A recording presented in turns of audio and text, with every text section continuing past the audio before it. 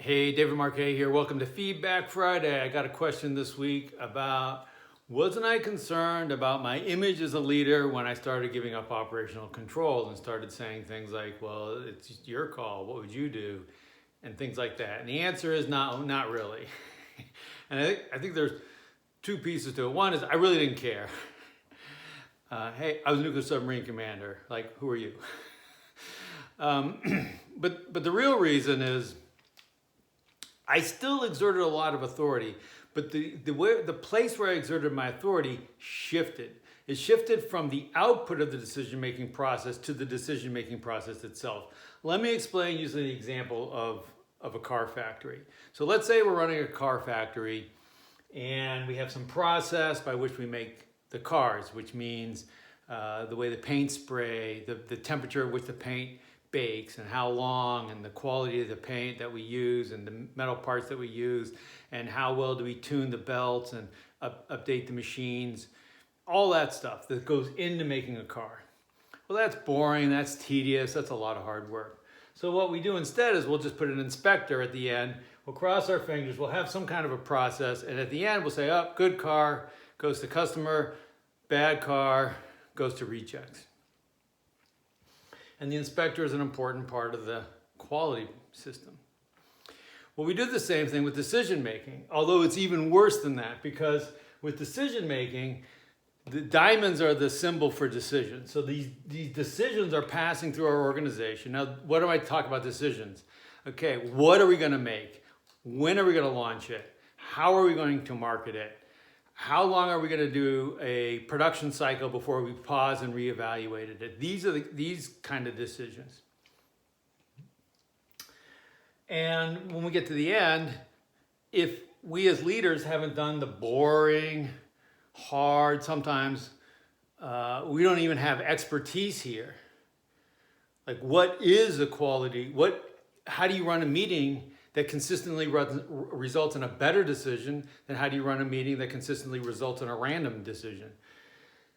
And since we don't understand that or we don't pay attention to that, it's much more seductive to be out here at the end and say, okay, good decision, I passed that. Oh, bad decision, go back to, try again, go study the problem some more. And it's seductive because it's psychologically appealing. It's like, oh, I'm a big person, I'm somebody. I get to make these rulings and look at all these people lined outside my door wanting to talk to me. And I go home thinking, look at all these great decisions I made. Yeah, that's not leadership. You're just an individual contributor like anybody else, and your contribution is making these decisions. What leaders do is they build the decision-making factory. In other words, you got to pay attention to this. So for me, I didn't understand all this, but I just kind of got lucky, because I knew I couldn't do this job on the submarine.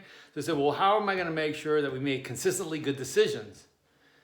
Well, the way we're running a meeting was not in a way that resulted in consistently good decisions. The way we ran meetings was someone would talk and state their point of view, and then other people would try and push that person off their hill. That's not the right way. What you want is to make all input perspectives equal before anyone gets to capture the conversation. So we say now vote first, then discuss, not this. When someone come up to me, one-on-one conversations, who's in the meeting? How far ahead of time do we think about it? How do we think about it? What do we consider as we're thinking about it? This is where I spent all my time. Does the team at the have correct context for the decision? Are they weighing pros and cons? Are they weighing the tensions? If you just say something like, oh, safety first, and there's nothing else, then that means safety only? Well, the safest thing to do is to shut down the factory and tie the submarine up. Well, no, not safety only. Well, everything is in tension. Otherwise, it would already be happening. And so what are the tensions, and how much do we weigh the different factors? How much do we weigh short-term versus long-term? How much do we weigh safety versus cost? All these things. And denying that those exist is not going to help you out. So what leaders do is they focus on this part, and they exert a lot of authority in the process.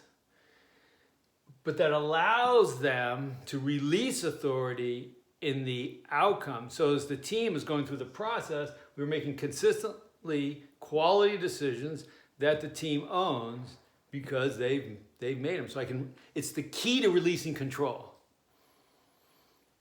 Pay attention to your decision-making factory process. I'm David Marquet. That's your Leadership Nudge.